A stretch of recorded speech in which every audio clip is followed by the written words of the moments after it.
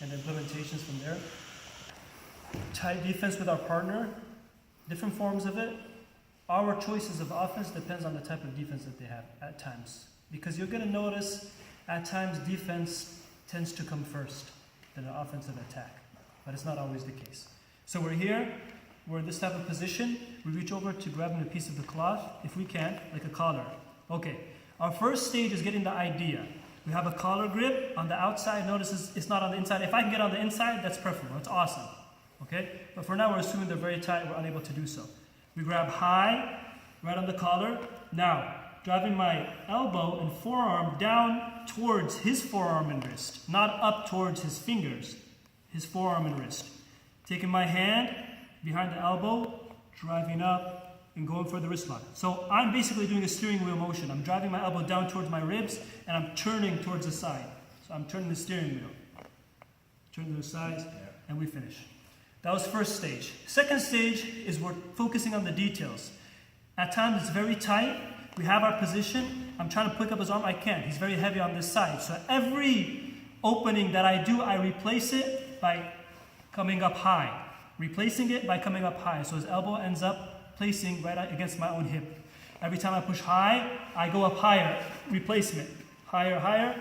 And then now I can do the same thing. There's lots of pressure. And finish.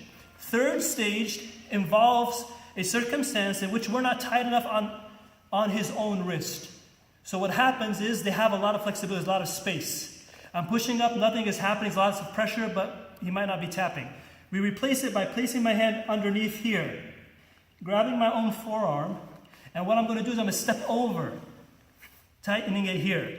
And in this position, all I need to do is do a key lock motion. Up, turn, while driving down my weight. And we finish. Sometimes they don't tap here, there's not enough pressure. We start to pick up high, he just tapped there. But sometimes there isn't enough pressure.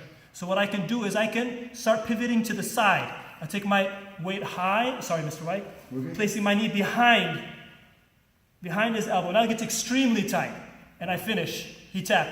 Sometimes I'm not tapping this position. Now I'm going to pivot. I have a hurt hip right now, so it's going to be a slightly different formality of my pivot. I might approach it differently without that hip issue. But leaning to the side, if I can, right now. I'm going to fall over, and notice that I trap into a triangle. And I grab tight, I use my legs. So I'm extending with my legs, and I pick up back. This is known as a Baratoplata. Strange name, it's a different formality of that particular attack, but it's worth the consideration. So these were the 3 stages we covered in today's lesson. Notice when you try to implement it, pay attention to the small details. It might not work at first. If anything works, at least they're going to pull their arm out of the pressure so you can get your hand on the inside of the collar. Let's get in some rounds, guys.